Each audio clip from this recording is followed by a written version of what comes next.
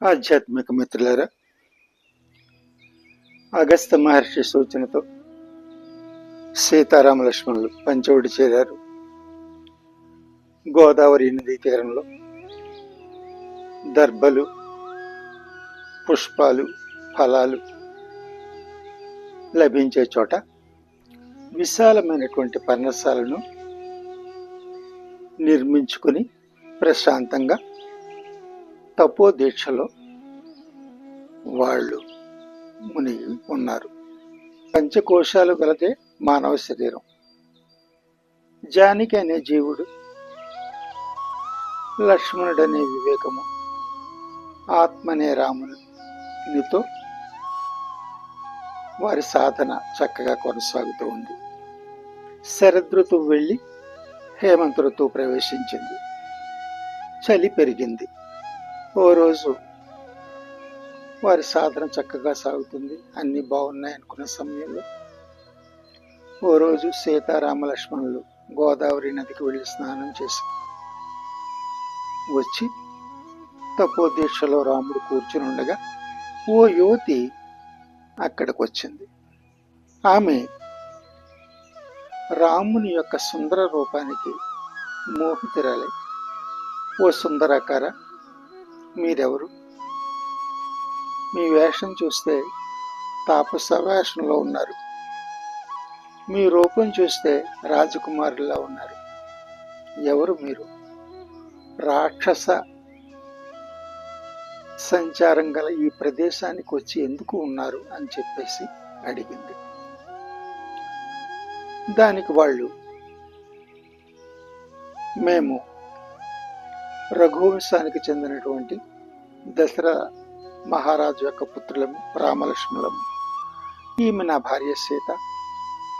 మేము మా తండ్రి గారి ఆజ్ఞ మేరకు వనవాస చేయవలసిన దేశం ఉంది కాబట్టి ఇక్కడ ప్రశాంతంగా జీవితాన్ని గడుపుతున్నాము. మీరెవరు? ఎవరి భార్య మీరు? చెప్పండి అని చెప్పి అంటాడు. దానికి ఆమె, నా పేరు శూర్పణఖ. నేను ఏ రూపం కావాలంటే ఆ రూపం తీసుకోగలను. రావణ, కుంభకర్ణ, విభీషణులు నా సోదరులు. మహాబలశాలురైనటువంటి ఖరదూషణాదులు కూడా నా సోదరులే. ఓ సుందరాకార, మనం సుఖంగా జీవిద్దాం, నాతో కలిసి మీరు ఆనందంగా జీవించవచ్చు అని చెప్పి ఆమె చెప్తే, ఓ సుందరి, గృహస్థ ధర్మాన్ని ఆచరించే మేము పరస్త్రీలను సోదరిగా భావిస్తాము, అంచేత మన మధ్య అటువంటి సంబంధాలు మాకు ఉండవు అని చెప్పడంతో రాముణ్ణి ఏసడించుకుంటూ సీతను కోపంగా చూస్తూ లక్ష్మణుడి దగ్గరికి పెడుతుంది.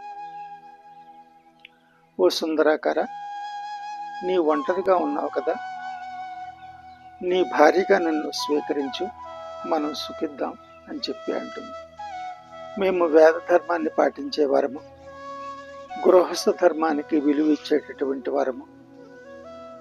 మేము అటువంటి వాటిని స్వీకరించము. దయ్యుంచి బానిసనైన నన్ను స్వీకరించడం కన్నా నువ్వు హాయిగా స్వేచ్ఛగా నీ మార్గంలో నీవు వెళ్ళడం మంచిది అని చెప్పి లక్ష్మణుడు చెప్తాడు.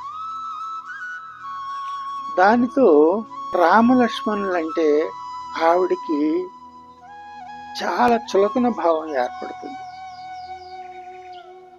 వాళ్ళ మీద కోపంతో, ఈ సీత ఉన్న కారణం చేతే నన్ను వీళ్ళు అవమానం చేసి పక్కకి పంపారనే భావంతో సీత మీద దాడి చేస్తుంది.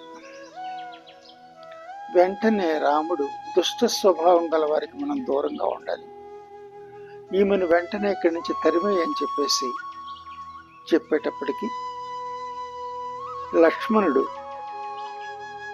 ఓ సుందరి, నీ అందచందాలను చూపించి మమ్మల్ని వశపరుచుకోవాలనుకుంటున్నావు, అది దూర్త స్వభావము, దాన్ని మేము అంగీకరించము. నిన్ను అందవికారంగా చేస్తాను అని చెప్పి పట్టుకోవాలని ప్రయత్నం చేస్తే ఆమె తప్పించుకుని పారిపోయే ప్రయత్నంలో ఆమె ముఖం ఓ చెట్టును గుద్దుకుంటుంది. దానితో ఆమె ముక్కుకు గాయమై ముక్కు నుండి రక్తం కారుతుంది. దానితో ఆమె విచారంతో,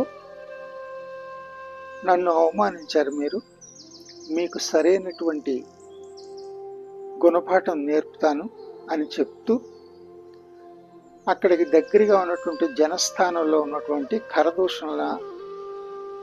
కరుడు, దూషణుడు, వారి సైన్యాధిపతి త్రిశిరుడు, ఆ కాలంలో గొప్ప క్రూరులైనటువంటి రావణుని యొక్క అనుచరులు వీళ్ళు. వాళ్లతో ఎప్పుడైతే చెప్పిందో అప్పుడు కరుడు కోపంతో సరే అని 14 మంది మహావీరులైనటువంటి రాక్షస యోధులను పిలిచి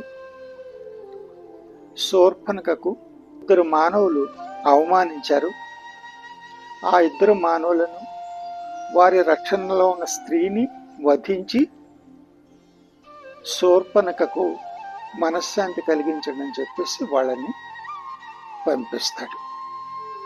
ఎప్పుడైతే ఆ 14 మంది వచ్చి పంచవటి వరకు శూర్పణఖ మార్గం చూపిస్తే వాళ్ళు పంచవటి వరకు వస్తారు. ఎప్పుడైతే శూర్పణఖ అక్కడి నుంచి కోపంగా వెళ్ళిపోయిందో, రాక్షసుల నుండి దాడి జరుగుతుందనే సందేహంతో రామలక్ష్మణులు ఆయుధాలు ధరించి ఉంటారు. లక్ష్మణ, నువ్వు సీతకు రక్షణగా ఉండు, నేను వారితో యుద్ధం చేస్తానని చెప్పి రాముడు ముందుకు వెళ్ళి ఆ 14 మందితోటి యుద్ధం చేసి 14 మందిని వధిస్తాడు. అది చూసినటువంటి శూర్పణఖ ఆశ్చర్యపోతుంది.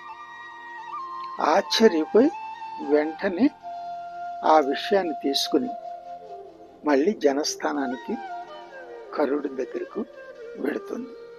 హరి ఓం.